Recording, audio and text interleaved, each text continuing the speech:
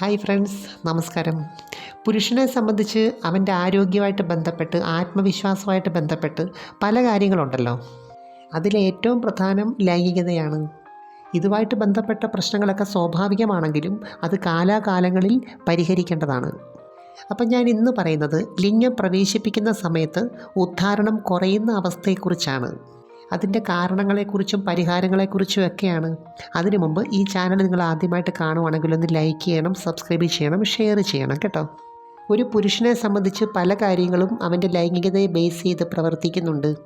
അതിനകത്ത് ഏറ്റവും പ്രധാനപ്പെട്ട കാര്യമാണ് ശരിയായ രീതിയിൽ ഉദ്ധാരണം കിട്ടുക എന്നുള്ളത്. അതുപോലെ ഇത് ആദ്യം മുതൽ അവസാനം വരെ ഒരേ രീതി തന്നെ നിൽക്കണമെന്നില്ല. അതിന് ചെറിയ ചെറിയ വ്യത്യാസങ്ങളൊക്കെ ഓരോ ഘട്ടത്തിലും വരാറുണ്ട്. അപ്പോൾ പുരുഷനെ സംബന്ധിച്ച് ഇതുമായിട്ട് ബന്ധപ്പെട്ട എല്ലാ കാര്യങ്ങളെയും നിയന്ത്രിക്കുന്നത് അവൻ്റെ ബ്രെയിൻ സിസ്റ്റമാണ്. അപ്പോൾ ലിംഗത്തിലേക്കുള്ള രക്തയോട്ടം വർദ്ധിപ്പിക്കാനായിട്ട് ബ്രെയിൻ സിഗ്നൽ കൊടുക്കുമ്പോഴാണ് ശരിയായ ഉദ്ധാരണം സംഭവിക്കുന്നത്.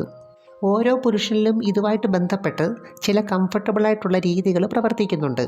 എന്നുവെച്ചാൽ ഒരാൾക്ക് ആകാംക്ഷ തോന്നുന്ന രീതി ആയിരിക്കത്തില്ല മറ്റൊരാൾക്ക്. അപ്പോൾ ഫോർപ്ലേ ചെയ്യുന്ന സമയത്ത് ശരിയായ ഉദ്ധാരണം കിട്ടുന്നുണ്ട്, പക്ഷേ പ്രവേശിപ്പിക്കുന്ന സമയത്ത് മാത്രം കിട്ടുന്നില്ല എങ്കിൽ അത് ശരീരത്തിൻ്റെ പ്രശ്നമല്ല, അത് മനസ്സും ആത്മവിശ്വാസവുമായിട്ട് ബന്ധപ്പെട്ട ഒരു പ്രശ്നമാണ്. ചില പുരുഷന്മാരെ സംബന്ധിച്ച് ഈ സമയം ഓവർ കോൺഷ്യസ് ആകുന്നു, അമിതമായ ആകാംക്ഷയുണ്ടാകുന്നു. അതുപോലെ എന്നെക്കൊണ്ട് തൃപ്തിപ്പെടുത്താൻ പറ്റുമോ എന്ന ചിന്ത, ഒരു ആത്മവിശ്വാസക്കുറവ് മനസ്സിൻ്റെ എവിടെയോ വരുന്നു. ചിലർക്ക് ടൈമിങ്ങിനെ കുറിച്ചുള്ള ചിന്തയാണ്. ചിലർക്ക് ഇതൊന്നുമല്ല, മറ്റെന്തെങ്കിലും നെഗറ്റീവ് കാര്യങ്ങളായിരിക്കും ഓവർ കോൺഷ്യസിന് കാരണമാകുന്നത്. പക്ഷേ ഇതൊന്നും കോൺഷ്യസ് ആയിട്ട് ചിന്തിക്കുന്നതല്ല കേട്ടോ, ഒരു വ്യക്തിയുടെ ഉപബോധ മനസ്സിൽ കിടക്കുന്ന കാര്യമാണ്. ഇവിടെ നമ്മൾ മനസ്സിലാക്കേണ്ട ഒരു കാര്യം, നമ്മൾ എന്ത് കാര്യം ചെയ്യുമ്പോഴും കുറച്ചൊക്കെ ഓട്ടോമാറ്റിക് പ്രോസസ്സിങ്ങിലല്ല, ഓവർ കോൺഷ്യസിലാണ് അത് ചെയ്യുന്നതെങ്കിൽ ടെൻഷൻ വരാനുള്ള പോസിബിലിറ്റി വളരെ കൂടുതലാണ്. അപ്പം ലൈംഗികതയിലും ചില കാര്യങ്ങളൊക്കെ ഓട്ടോമാറ്റിക്കായിട്ട് നടക്കേണ്ടതായിട്ടുണ്ട്. എങ്കിൽ മാത്രമേ അതിനകത്തൊരു ഈസിനെസ് ഫീൽ ചെയ്യത്തുള്ളൂ. ഇതിന് പരിഹാരമായിട്ട് നമ്മൾ ചെയ്യേണ്ട ഏറ്റവും പ്രധാനപ്പെട്ട കാര്യം ഒരു റിലാക്സ് മൂഡിൽ ഇത് ചെയ്യുക എന്നുള്ളതാണ്. എന്നുവെച്ചാൽ മനസ്സിൻ്റെ റിലാക്സേഷൻ വർദ്ധിപ്പിക്കുക എന്നുള്ളതാണ്. റിലാക്സ് മൂഡിലായിരിക്കും ഈ ഭാഗത്തോട്ടുള്ള ബ്ലഡ് സർക്കുലേഷൻ കൂടുതലായിട്ട് നടക്കുന്നത്. അതുപോലെ വിവാഹത്തിന് മുമ്പാണെങ്കിലും പുരുഷന്മാർ കൂടുതൽ സ്വയമാണല്ലോ ഇത് ചെയ്യുന്നത്. അപ്പോൾ ആ ഒരു പ്രക്രിയയിൽ കൂടുതലായിട്ടും പ്രവർത്തിക്കുന്നത് നമ്മുടെ ബ്രെയിനും ലിംഗവും കൈയും തമ്മിലുള്ള ഒരു ടീം വർക്കാണല്ലോ. എന്നാൽ പങ്കാളിയായിട്ട് ബന്ധപ്പെടുന്ന സമയത്ത് അതിന് മാറ്റം ഉണ്ടാവും. കൈകൊണ്ടുള്ള സ്പർശനം കൂടുതൽ പുരുഷന്മാരെയും വേഗത്തിൽ ഉണർത്തുന്നുണ്ട്. അതുകൊണ്ട് പ്രവേശിപ്പിക്കുന്നതിന് മുമ്പ് കൈകൊണ്ട് ചെയ്യുന്ന ക്രിയകൾ ഒരു 10 സെക്കൻഡ് സ്വയം ചെയ്യുന്നത് നല്ലതാണ്. ചില പുരുഷന്മാർക്ക് കോണ്ടം ഉപയോഗിക്കുന്ന സമയത്ത് ഇങ്ങനെ ഉദ്ധാരണം കുറയാറുണ്ട്.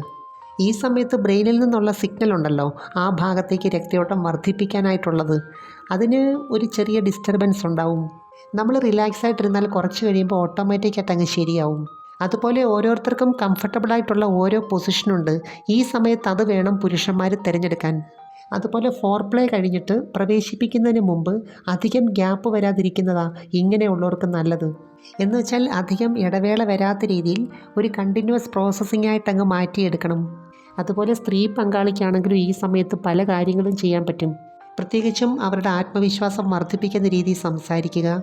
അതുപോലെ തുടക്കത്തിലായാലും അവർക്ക് ഇഷ്ടപ്പെട്ട രീതിയിൽ ഓരോ കാര്യങ്ങൾ ചെയ്യാം.